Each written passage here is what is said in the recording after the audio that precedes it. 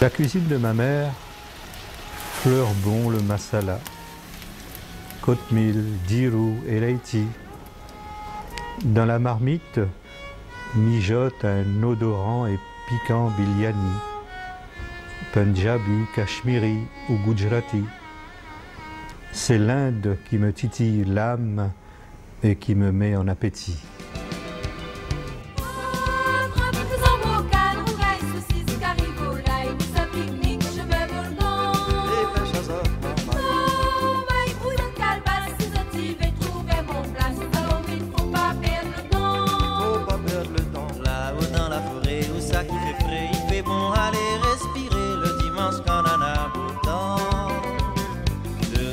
Marin, arrouve la saisie, épinard et sauf le carry, marmaille va jouer en attendant.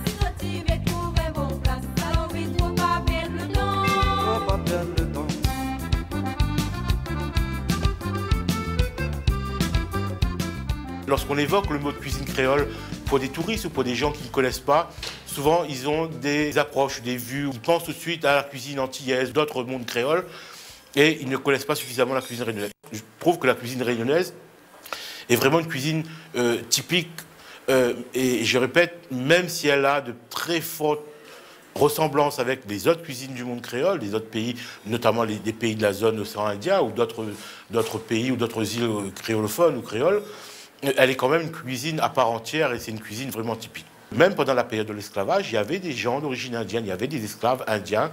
Et souvent, bon, cette population s'est accrue après, à la fin de l'esclavage, à la période de l'engagisme. Et souvent, la maîtresse de maison donnait à la femme indienne la possibilité de cuisiner. Si bien que le métissage de la cuisine a eu un apport d'origine indienne beaucoup plus marqué. Dans la cuisine telle qu'on le mange aujourd'hui, je ne dirais pas à la totalité, mais au moins à 80% d'apport d'origine indienne. Dans le curry, notre plat quotidien, le curry, tout le monde sait que le curry, donc c'est déjà le mot, c'est un mot qui vient du tamoul, qui veut dire cuire dans une sauce épicée. Vous savez, parce que les gens souvent confondent le mot curry, parce que vous savez, à l'époque des Anglais, pourquoi curry, c'était le nom du mélange d'épices et le nom de la préparation. Et il y avait un mélange, les gens faisaient une confusion. À La Réunion, lorsqu'on parle de curry, c'est vrai que dans le curry, comme je vous dis, il ne reste plus que le poivre noir et le curcuma comme épice. Bien sûr, après, on rajoute d'autres garnitures, d'autres plantes aromatiques, on rajoute du thym, on rajoute des oignons, de la tomate, de l'ail, etc.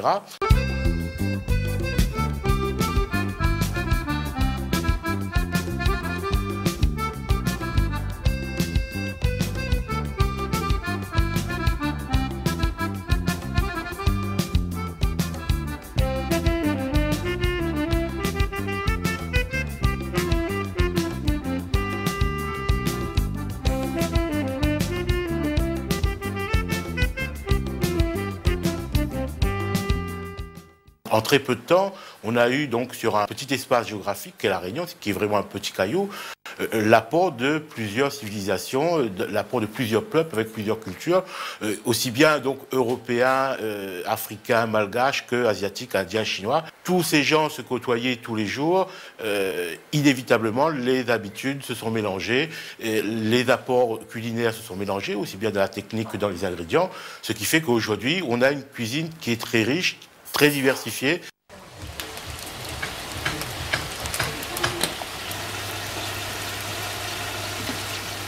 La cuisine réunionnaise, c'est un ensemble de cuisines. Elle est essentiellement composée de riz, de grains, tous les grains, aussi bien verts que secs, de curry ou de rougail en tant que plat principal, parce que là aussi on fait une distinction entre les rougails qui servent d'accompagnement et les rougails qui servent de plat principal, et toutes les breads bien sûr, et tout ce qui est accompagnement à base de piments, tels les achars, les sauces, les salades, etc.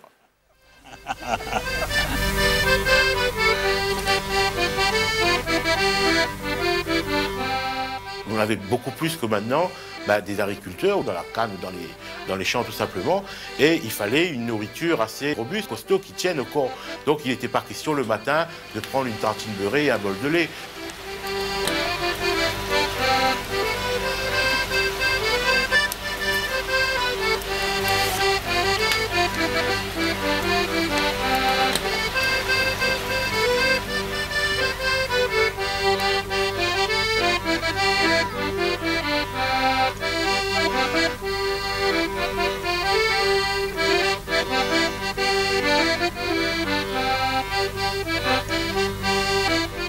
Le matin, il fallait manger quelque chose qui tenait au corps et notamment on mangeait presque la même chose qu'on mangeait pendant le repas. On a entendu parler du riz chauffé.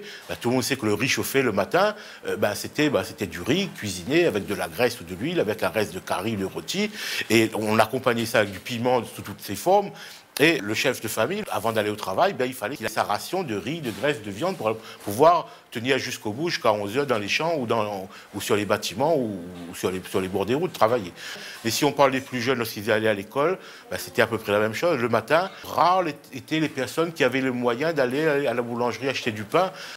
Ou on ne prenait pas petit déjeuner du tout, ce qui était un grand tort bien sûr, mais parce que ce n'était pas une habitude. Et lorsqu'on prenait la peine de prendre quelque chose, un repas le matin avant d'aller à l'école, c'était souvent ou du sosomaï ou tout simplement du riz froid avec du piment, un beau rougail de tomates bien fort, et même les enfants mangeaient cela. Dans la composition du repas lui-même, le midi, il y a des grandes habitudes qui ont changé. Aujourd'hui, on prend une entrée. On prend une entrée lorsqu'on fait un repas de fête, etc. Mais c'est en train de venir à la mode. Aujourd'hui, on fait une entrée. Dans la cuisine réunionnais, il n'y avait pas d'entrée. On passait directement au plat principal. La personne avait en même temps son légume, sa viande, etc.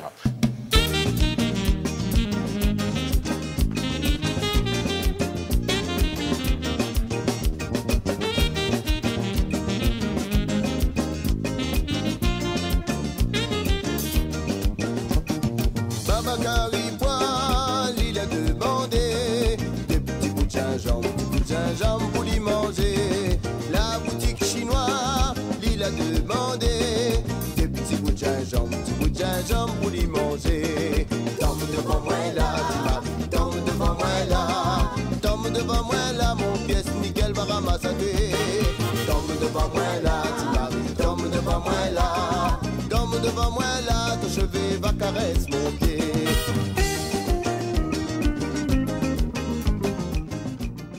On prenait rarement le repas en commun déjà. Le repas était pris de façon assez individuelle. Ce n'était pas vraiment une habitude de dresser la table. On le faisait de temps en temps, le dimanche. Mais c'est vrai que pendant la journée, on mangeait chacun son rythme, chacun son tour.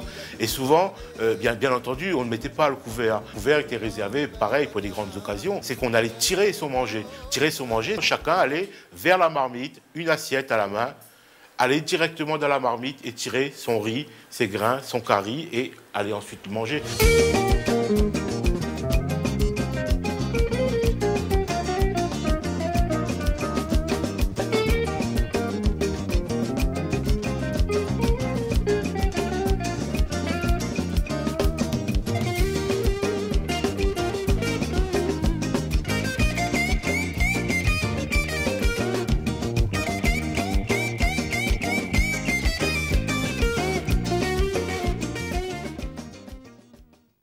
On mangeait généralement avec une cuillère. C'est vrai que l'usage du couteau de la fourchette n'était pas répandu, pour ne dire jamais. Et même aujourd'hui, on retrouve dans beaucoup de familles des personnes qui continuent à manger avec une cuillère. Et moi, je retrouve même chez moi ou dans des occasions des gens qui réclament une cuillère pour manger parce que on mangeait avec les doigts dans les familles, dans certains types de familles, notamment des familles d'origine indienne, aussi bien ce qu'on appelle les Malabars ou les Arabes à La Réunion. Il y a une façon de tirer son manger déjà. On ne tire pas son manger n'importe comment. On commence par une assiette, on met d'abord son riz. On tirait, on recouvrait son assiette, on disait un gazon de riz ou une butte de riz ou un piton de riz. Donc on mettait vraiment, on recouvrait toute son assiette de riz blanc ou de maïs, mais souvent de riz. On arrosait dans l'ordre avec les grains. Ensuite, on mettait sur un rebord de l'assiette, on mettait le curry. À côté, on déposait ses breads et à côté, le rougail. Donc, et la partie qui était la plus proche, dans l'assiette qui était la plus proche de la personne qui allait manger, la personne devait, pour bien faire les choses, devait ramener ou à la main ou avec les doigts, même si on mangeait avec les doigts, ou avec la cuillère, ramener, on ne touillait pas n'importe comment. Mais il y avait une façon très ordonnée de manger. Les grains, les braides, le piment, la viande, on mélangeait juste la bouchée ou les deux bouchées et on portait à la bouche. C'est-à-dire qu'on dévidait son assiette au fur et à mesure en ramenant progressivement sur le rebord de l'assiette la bouchée ou les bouchées.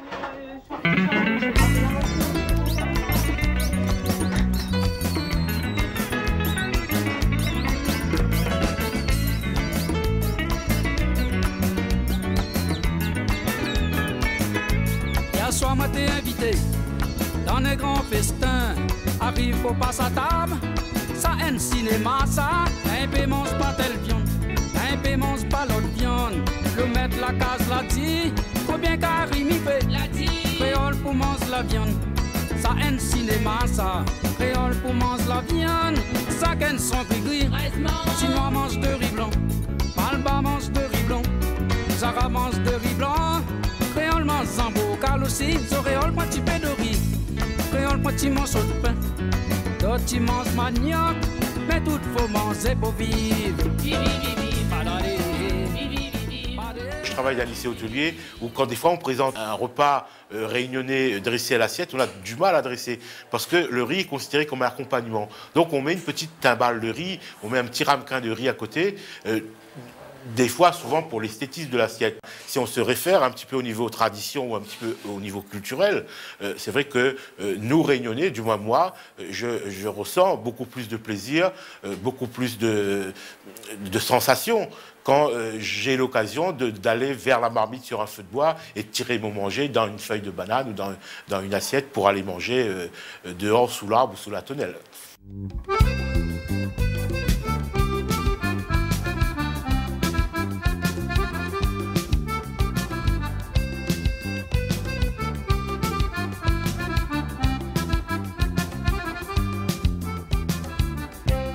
La cuisine du temps longtemps reflétait l'environnement rural et le rythme de la vie que nos anciens calquaient sur ceux de la nature.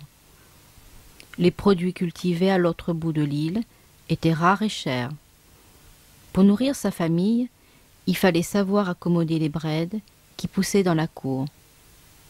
Le grand repas de la journée étant celui du midi, le repas du soir était souvent constitué d'un simple bouillon de braides.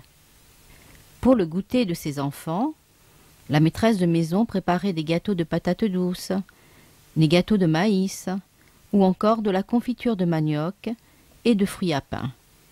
Dans les familles les plus modestes, le goûter était simplement constitué de songes cuits à l'eau et à la graisse.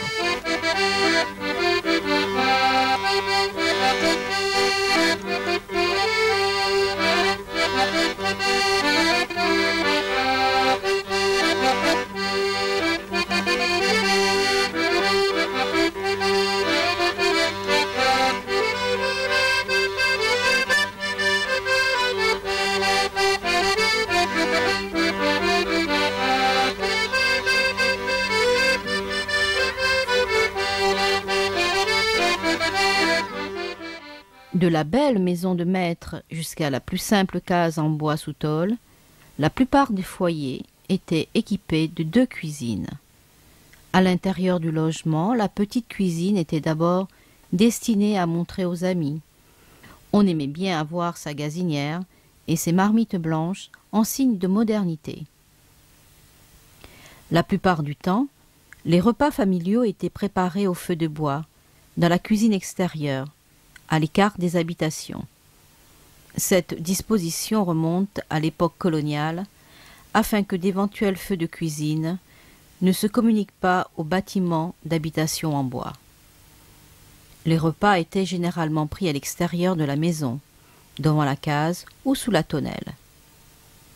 Les grains verts, préparés de différentes façons, occupaient une place essentielle dans l'alimentation quotidienne.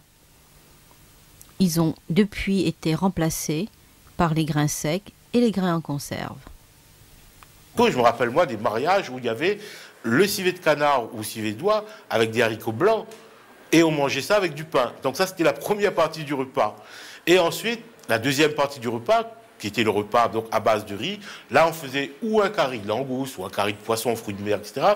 Ou alors un curry de poulet, ou un cabri massalé, par exemple. On avait déjà, à l'époque, mis le pain dans la table, dans la façon de manger, dans les occasions de fête. Et souvent, c'était accompagné, non pas d'une simple salade ou d'une entrée, mais c'était accompagné vraiment d'un véritable plat.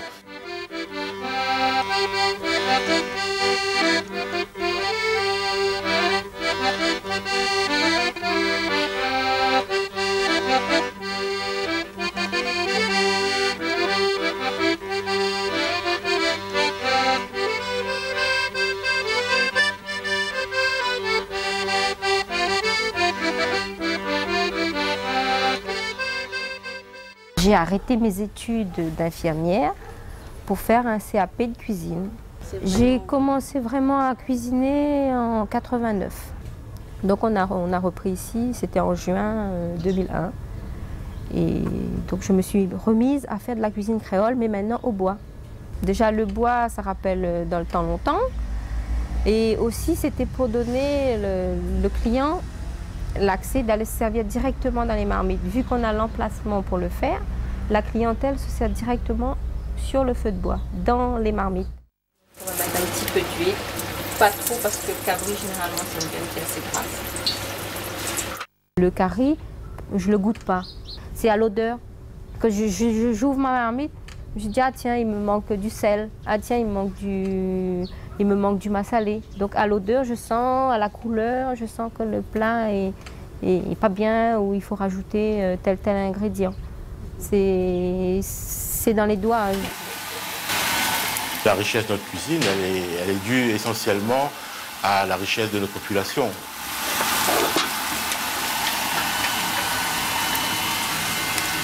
Il y a une partie de la cuisine qui, parce que des gens sont arrivés un peu plus tard ou à des périodes différentes, ou tout simplement parce que les gens n'ont pas mis en commun tout ce qu'ils avaient de leur cuisine. Ils ont gardé quand même une partie de leur savoir-faire, de leurs produits.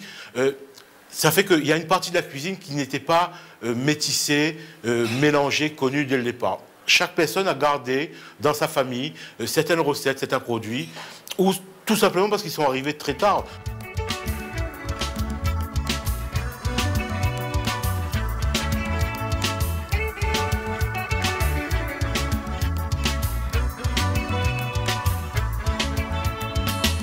Madame, la bâtie bazar. Pour acheter des légumes, pour la sommer, oui, ça décide. Madame est panier, pour tout les virer. Il faut calculer que ça, dit ça manger. Il a vu sous, il a vu citri. Ça a fait bouga, il a basse au domaine, mais nous laisser. Il a vu Tizak, la basse bougané. Ça même, madame la pas pour vécu. Tisa boucané. Ça même, son grand plat préféré. Tisa boucané. Avec ça, un plat de mouni apprécié. Tisa boucané. Ça même, son grand plat préféré. Tisa boucané. Avec ça, un plat de mouni apprécié. Prenons le cas d'un samoussa, tout simplement. Aujourd'hui, on mange du samoussa, tout le monde change samoussa, on ne se pose même plus la question d'où vient le samoussa. Il y a 50 ans, les gens qui habitaient à Trois-Bassins, à Petite-Île ou à Salazie ou à l'Entre-deux ne connaissaient pas le samoussa. Alors le samoussa est devenu, depuis quelques années, depuis une trentaine d'années, le fleuron de la cuisine réunionnaise. Il n'y a pas de cocktail, il n'y a pas de réception, il n'y a pas de fête où le samoussa n'est pas présent sur les tables. Le samoussa est un produit de la pâtisserie indienne qui nous vient de l'Inde du Nord. Je crois que ça faisait partie de l'art culinaire moghol. Son nom est d'origine persane. Il est venu à La Réunion par les familles indo-musulmanes d'origine du Gujarat qui sont arrivées dans l'île à partir de la moitié du 19e siècle. Et pendant des décennies, le samoussa est resté dans les familles elle était fabriquée par les femmes musulmanes dans les grandes occasions, pour les fêtes et surtout pendant le ramadan qu'on en avait sur les tables. Il n'y avait que quelques privilégiés qui pouvaient en déguster, les voisins, les amis non musulmans qui pouvaient en déguster. Il y a 2 ou 3 pâtisseries indo-musulmanes qui se sont installées et qui ont commencé à le commercialiser, surtout à Saint-Denis. Donc petit à petit, le samoussa a commencé à être apprécié par les autres communautés, si on peut dire, les autres réunionnais. Et ensuite, il y a certains qui ont appris à le faire. Et c'est comme ça que ça a été popularisé, c'est devenu un élément de la cuisine réunionnaise. En tant qu'indo-musulman gujarati, je suis fier de cet apport à la cuisine réunionnaise.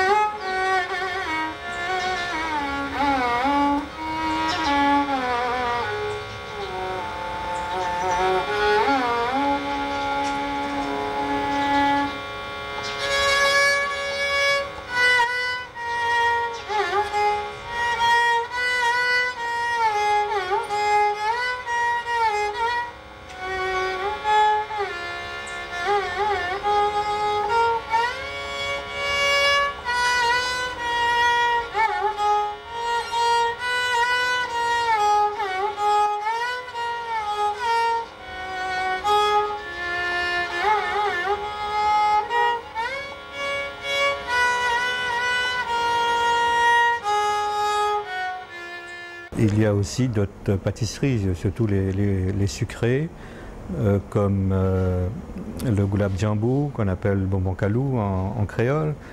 Il y a le jalebi, qu'on appelle bonbon de miel en créole. Tout ça, c'est bien connu. On en trouve maintenant dans toutes les boutiques, dans tous les snacks. Il y a aussi toute forme de beignets qu'on appelle les badjans. Ce sont les beignets à base de pommes de terre, d'aubergines, fabriqués avec de la farine de dalle. Aussi les bonbons piments, faits à base de pois du Cap.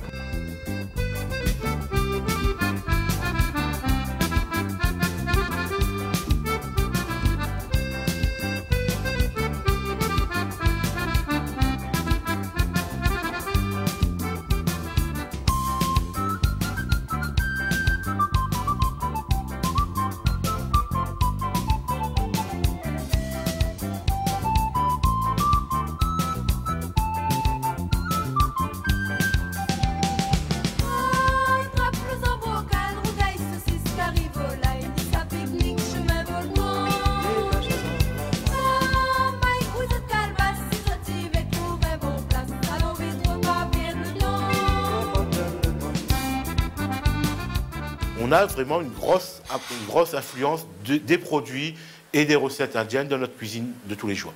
Je dis souvent, pour moi, un sauté de mine ou un riz cantonné, c'est la cuisine réunionnaise. Quand on le mange ici, pourquoi? Parce qu'aujourd'hui, tout le monde connaît c'est quoi un riz cantonné, tout le monde connaît un plat chinois. 90% des restaurants à La Réunion sont des restaurants chinois, donc on a la possibilité d'acheter, de manger ces plats-là tous les jours. On fait même dans les collectivités, dans les cantines, on fait du riz cantonné, on fait du sauté de mine, on fait du chop-chu, etc. Donc pour moi, ce sont des plats qui sont dans le panier de la cuisine réunionnaise. Ils tombent dans le panier de la cuisine, ce que moi j'appelle la cuisine ethnique. Donc des plats qu'on consomme aujourd'hui, mais qui ne faisaient pas partie de la tradition, qui n'a pas subi le métissage. Pour moi, c'est aussi de la cuisine réunionnaise. Et je veux parler de là, de tous les plats, donc des nems, des bouchons, sauté de mine, les poissons gingembre, le chop-chui. Pour moi, c'est de la cuisine réunionnaise aussi. Même si elle puise toutes ses fondations dans des pays comme la Chine, ou même je veux dire dans la façon de manger. Je discutais avec des amis chinois, ils me disaient que même eux maintenant aujourd'hui, lorsqu'ils font de la cuisine chinoise pour des grandes cérémonies hautes, pour eux, lorsqu'ils présentent du riz, c'est indispensable de présenter un rougail de tomates à côté.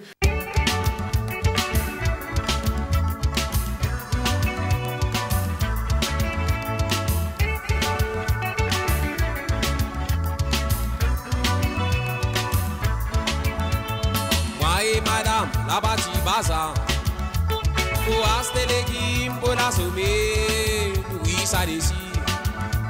Madame est panier, pour tous les vivre. Il faut calculer que ça dit ça manger. La vie sous-sous, il la vie citri. Ça a fait rougaille, la basse au domaine, mais nous laissez. Il a vu Tizak, la basse pour caner. Ça même, madame la prend pour vécu. Tizak, Tizak pour caner. Ça même, son grand plat préféré.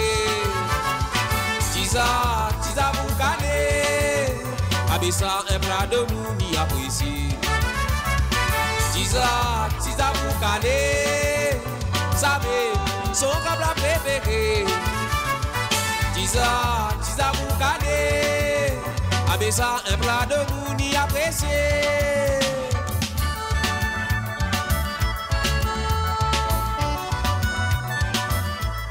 On m'a dit, toute cuisine qui n'évolue pas, c'est une cuisine qui meurt. Donc pour moi, la cuisine réunionnaise doit évoluer. Elle va enrichir notre cuisine sans qu'on perde notre âme dans n'importe quel genre de cuisine.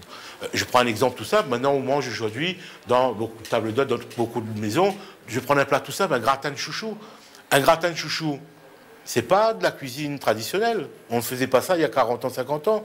Un gratin de chouchou, c'est pas de la cuisine ethnique, parce que ni les Chinois, ni les musulmans, ni les Arabes, ni les Malgaches, ni les Africains ne faisaient un gratin de chouchou.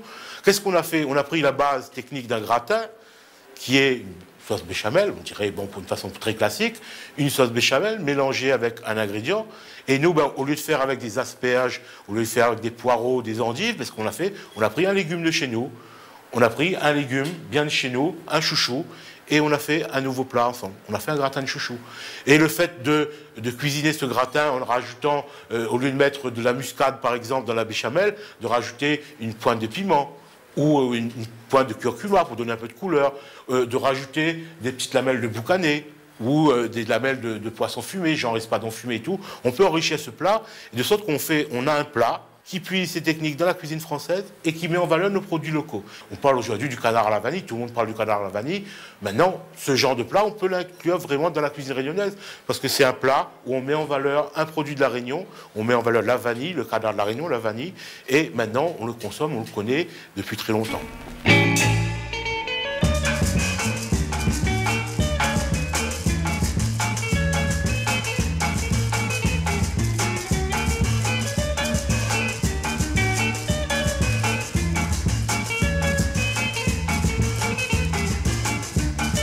Carré Brinzel, on est bien content manger. La calme maman, la donne à moi Carré Brinzel. Avant-hier au soir, on n'était pas trop content. Belle-mère a fait le contraire. Elle donne Marinette Carré Brinzel. Dans mon cas, il fait pas cuit Brinzel. À cause Marinette n'a la grattelle. Docteur a dit moi comme ça, donne pas Marinette Carré Brinzel. Dans mon cas, il fait pas cuit Brinzel. À cause Marinette n'a la grattelle. Docteur a dit moi comme ça, donne pas Marinette Carré Brinzel.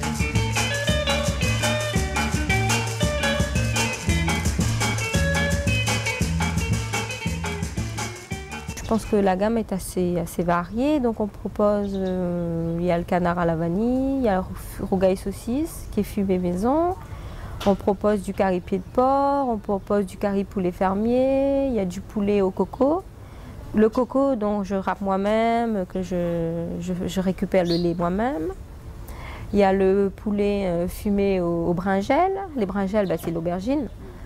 Je fais du curry de moule, je fais curry dorade, du curry poisson. Je fais un peu de tout ce qui peut être cuisiné à la façon créole. Les plats les plus demandés, justement, c'est civet de zourite, canard vanille, et puis aussi rougail saucisse, qui est très très demandé, et le curry pied de porc.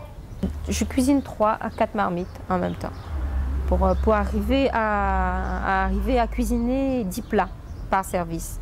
Donc je mets 4, les 4 pré-cuits, bon, j'enlève, je remets 4 autres. Et donc ça me fait les 8 plats de viande. Et après je fais 1 ou 2 poissons par service, plus un riz blanc, un riz jaune. Et de temps en temps un riz maïs quand je fais du civet de canard. Et des grains, soit gros pois, soit des lentilles, soit des haricots rouges, plus des petits rougails. Mon aide, Arsène, donc qui me donne un coup de main à découper les viandes, et quand j'ai besoin vraiment de lui au feu de bois, bon, qu'il y a une marmite qui est en train de s'attacher, bon, je l'appelle et il tourne la marmite, mais sinon vraiment à mettre la main dans la marmite, c'est moi. Mais il faut dire, bon, c'est ma passion aussi. Hein. Bon, c'est un peu à la demande du client. Le client appelle et puis me dit « Allô Armelle, bon, est-ce que vous pouvez me faire un rougail zaran, un rougail andouille ?» Bon, j'ai pas toujours ces plats là au buffet. Donc ben, je m'arrange à leur dire « Bon ben voilà, vous me donnez, vous venez demain ou après-demain, bon ben je vous fais le plat. » Donc je fais plaisir aux clients. Mamito, mon petit pays, comme un petit paradis. Mamito, mon petit pays, Mamito, vallée jolie. Quand il marche dans la forêt, mais on entend les oiseaux chanter. Quand il marche dans la forêt, mais on entend les ruisseaux couler. Quand il marche dans la forêt, mais on entend les oiseaux chanter. Quand il marche dans la forêt, mais on entend les ruisseaux couler. Mon petit pays, comme un petit paradis. Mamito, mon petit pays, Mamito, vallée jolie. Mamito, mon petit pays, comme un petit paradis. Mamito, mon petit pays, Mamito, vallée jolie. Mamito, mon petit pays, comme un petit paradis. Mamito, mon petit pays, Mamito, vallée jolie. Mamito, mon petit pays, comme un petit paradis. Mamito, mon petit pays, Mamito, vallée jolie. Mamito, mon petit pays, comme un petit paradis. Mamito, mon petit pays, Mamito, vallée jolie. Quand il marche dans la forêt, mais on entend les oiseaux chanter. Quand il marche dans la forêt, mais on entend les ruisseaux couler. Quand il marche dans la forêt, et on entend les oiseaux chanter. Quand il marche dans la forêt, et on entend les ruisseaux couler. Mamito, mon petit pays, comme un petit paradis. Mamito, mon petit pays. À La Réunion, comme son climat, hein, c'est une zone de microclimat, je dirais que c'est une zone de micro-cuisine. Parce qu'on ne cuisine pas à Grand-Bois, qui est une localité tout près de Saint-Pierre, comme on cuisine à Petite-Île. Pourtant, il y a à vol d'oiseau 2 km. Vous savez, on fait de la saucisse. La saucisse qui est faite à Petite-Île ou dans les Hauts, souvent c'est la chair de porc, assaisonnée avec du sel, du poivre. Des fois c'est tout. Alors des fois on fait des saucisses à l'ail, on met un petit peu d'ail dedans. Des fois on met du thym, mais pas tout le monde aime le thym. Alors que par exemple quand je mange des saucisses qui sont faites à Ravenne-des-Cabris ou à Saint-André par d'autres personnes, ben, on va même pousser plus loin, même jusqu'à mettre du girofle dedans. Et tout est pareil, dans la préparation du curry. Bon, ça a été souvent une grande polémique, par exemple, le curry poulet. Ah oui, est-ce qu'on met tomate ou pas tomate dans le curry poulet?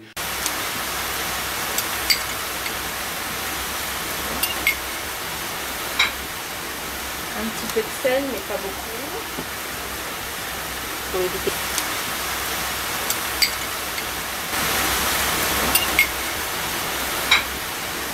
Un petit peu de sel, mais pas beaucoup. Pour éviter que la viande grossisse.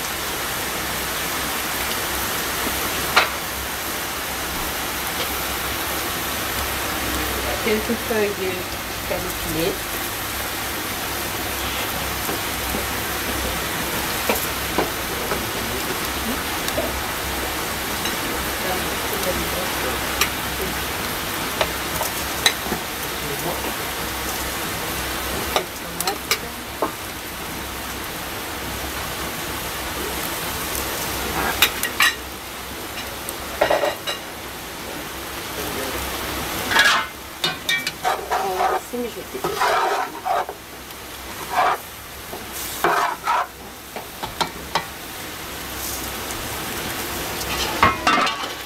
Voilà, on va couvrir. Je vais attendre 5 minutes à peu près. Je vais diminuer le feu. La viande va rendre tout son jus avec les épices. Et après, on va rajouter de l'eau. Maintenant, de nos jours, même dans les Hauts, lorsqu'on mange un civet de tang ou un curry de tang dans les Hauts en pique-nique, c'est vrai que l'habitude veut qu'on mange avec les doigts.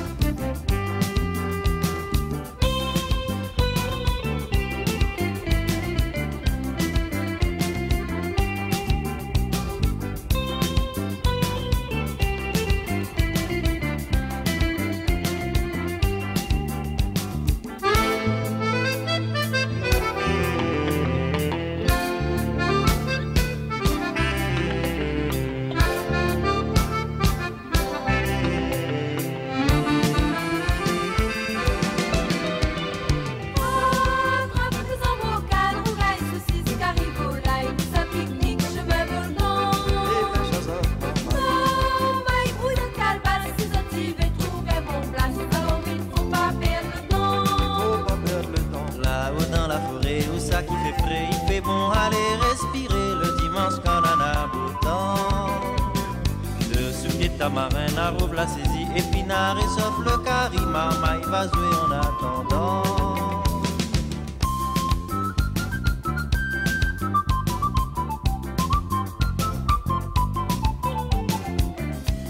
Au niveau du vakwa, c'est vrai qu'on consommait du vakwa de l'île, on le mangeait vraiment que dans la région spécifique de, je dirais, de Saint-Philippe, de la commune. On mangeait le vakwa, pourquoi? Parce que ça faisait partie, au même titre que le manioc, le patate, le songe, des denrées qu'on pouvait avoir facilement et qui pouvaient remplacer un manque de curry ou de viande. On mangeait ça vraiment pour des raisons de nécessité. Le vakwa, c'était synonyme de misère, de pauvreté. On cuisine le vakwa, donc le chou du vakwa, qui est la partie qui se trouve entre la fin du tronc de l'arbre et le début des feuilles. Donc cette partie-là, un peu comme le palmiste. Et on utilise aussi le fruit du vakwa qu'on appelle pimpin, cette grosse boule verte avec des petites aspérités autour. Le fruit du vakwa qu'on nomme pimpin est devenu très tard dans la cuisine réunionnaise. Vous avez les braies de morel pour faire un petit bouillon de braies de morel. Vous avez les fameuses braies de mafane pour faire le roumazav. C'est un plat malgache. Oui.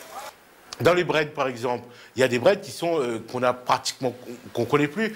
Il y a même une variété de bread qui s'appelle bread fanzan.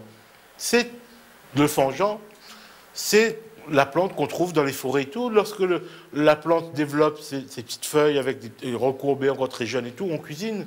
Le chou de canne, on plante de la canne à sucre pour avoir la canne, on mange la canne à sucre comme ça en mâchonnant la canne, mais on peut récupérer ou les pousses de la canne ou les bourgeons de canne et on peut les préparer.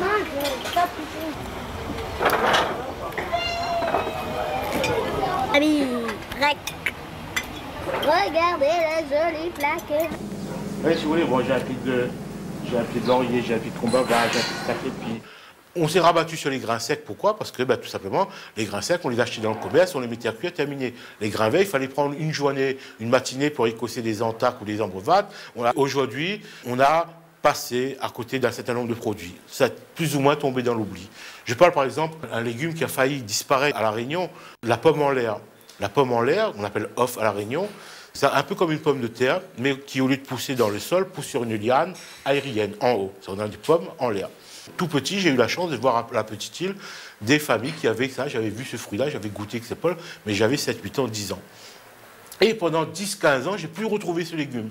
Malgré tout, des gens qui étaient très amoureux de la produit, de la nature tout simplement, et qui ont gardé ce bout de côte, ce bout de jardin autour de leur maison, qui fait qu'aujourd'hui, on a pratiquement les mêmes fruits et légumes qu'on avait il y a 50 ou 60 ans à La Réunion. Voilà, donc le baba figue, voilà un exemple de produit facile à trouver. Je veux dire, tout le monde avait dans sa cour un bananier. Alors, au lieu de jeter tout ça, ou de jeter bêtement ce produit-là, qu'est-ce qu'on fait? On peut le cuisiner tout simplement. On peut le cuisiner. Alors, il suffit d'enlever toutes les enveloppes rouges qui ont autour jusqu'à obtenir l'intérieur, la partie qui est très blanche à l'intérieur. Et on peut le cuisiner avec des salaisons, avec du boucané, avec de la saucisse, avec des andouilles.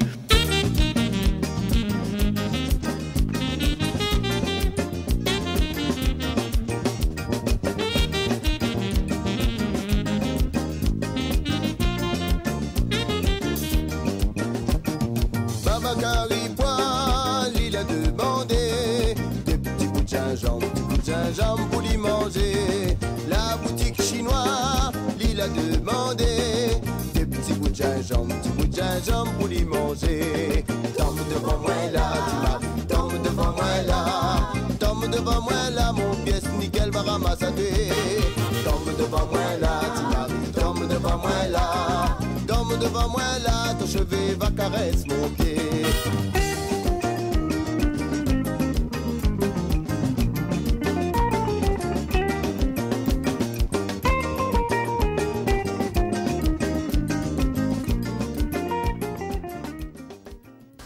Voilà, au niveau donc je dirais des plantes aromatiques, bien sûr, on utilise bien sûr beaucoup de thym. Tout le monde connaît le calopilé, une plante indissociable du massalé.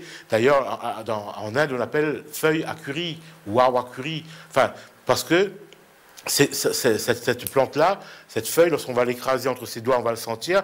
À lui tout seul, il a plein d'arômes qui se développent, plein de parfums qui se révèlent là-dedans, et ça fait l'allié incontournable du massalé. on ne peut pas parler de massalé sans parler de caloupilé. Dans la marmite de cabri. Parce que comme je vous disais tout à l'heure, vous voyez, donc ça a rendu son jus, là, comme on peut constater. Et là, la tomate, elle est plus ou moins cuite. Là, on rajoute de l'eau, mais pas avant.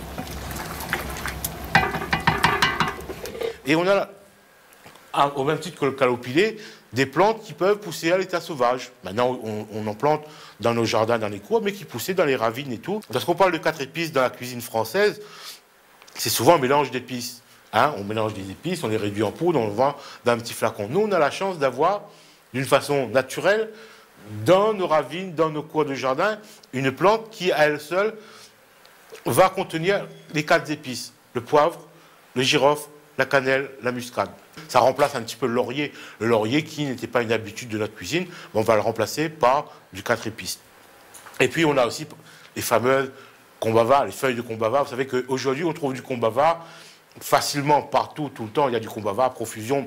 À une époque, c'était vraiment une saison. Il y avait une petite saison. Et pendant la période où on n'avait pas du combava, on consommait les feuilles de combava qui ont une saveur particulière.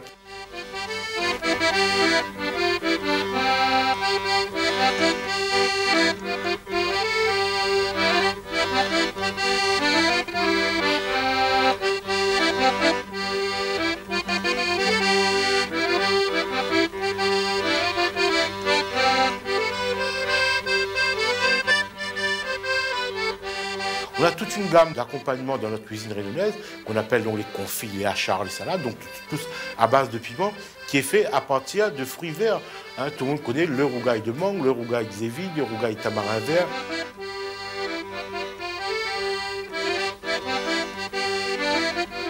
Même les desserts, parce qu'il y a des plats sucrés, on faisait souvent avec des fruits qui étaient verts ou des fruits qui étaient mi-mûrs, mi-verts. Dans la cuisine réunionnaise, c'est vrai que on n'a pas l'habitude dans la composition de notre menu de la fabrication des desserts comme on voit dans la cuisine française ou autre.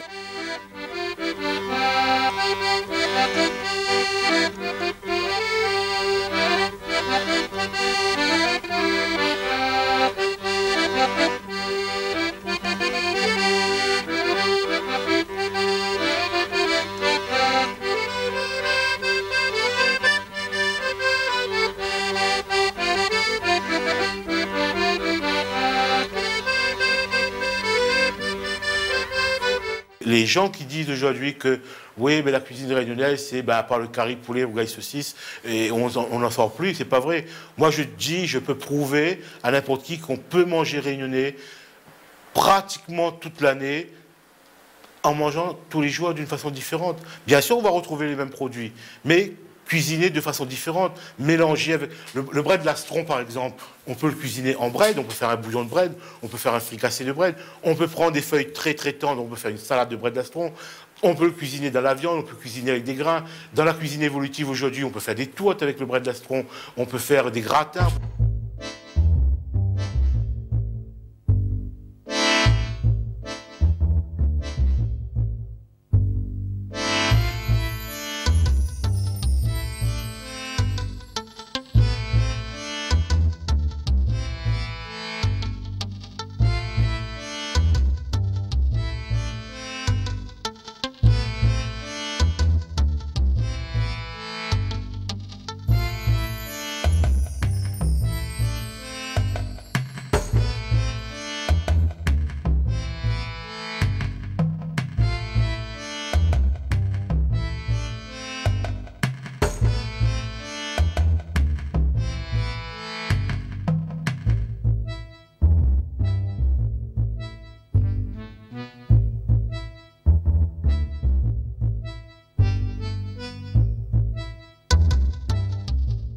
Le chouchou, on parlait du chouchou, il y en a moi 10, 15, 20 variétés de chouchou. Le chouchou, c'est pas seulement le gros chouchou vert qu'on trouve partout. Vous voyez ces petits chouchous blancs, hein, qui, même étant petits, vous voyez, ils ont déjà ici la partie où il y a le noyau, la graine qu'on appelle le grain de chouchou, qui est en train de se former. Ces chouchous-là vont être très fermes.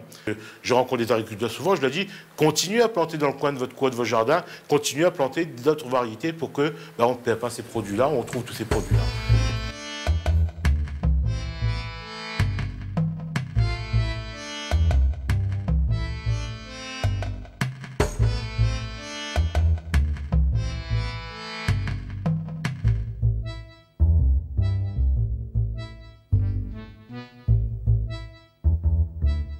nous, ici, à la marmite, on travaille le soir. Justement, c'est pour me laisser le temps de préparer toute ma cuisine l'après-midi, depuis le matin. Parce que le matin, je mets à cuire les grains pour le service du soir, donc le temps qu'ils cuisent. Je fais mes gâteaux, et donc il me faut du temps, ça. Et en même temps, ça me permet d'en profiter de ma famille. C'est-à-dire, j'ai ma petite fille qui est là, je joue avec, je gère mon temps comme ça. Et voilà, donc c'est toute une vie.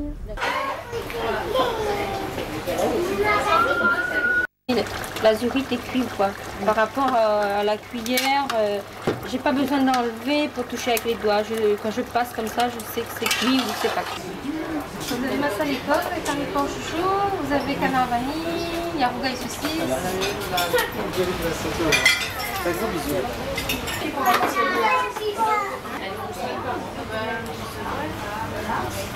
Poisson assis.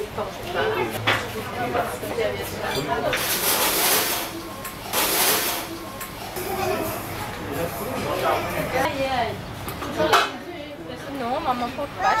Tu sais, maman, elle travaille là. Oui, le bébé dort. La poussette, le bébé dort, la poussette. Non, c'est le bébé dort.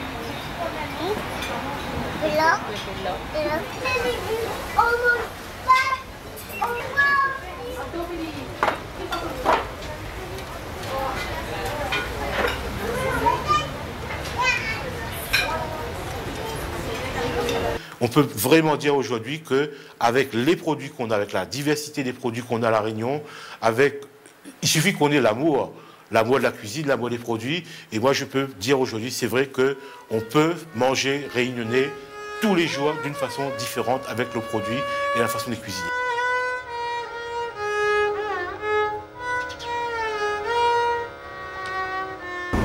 Tous ces aspects de la cuisine indienne font partie de notre culture et nous avons un rapport affectif très fort avec tout ça parce que ça nous renvoie à plein de souvenirs d'enfance, aux souvenirs de nos grands-parents. Et puis à nos grands-parents, certainement, ça renvoyait à leur pays d'origine, à leur village, à leur souvenir à eux. Et moi, en tant que poète, j'ai voulu traduire tout ça avec des poèmes. Devant de chauds samoussas et le thé fumant, sentant bon la cardamome, je hume l'arôme qui me réchauffe l'âme cimarronne.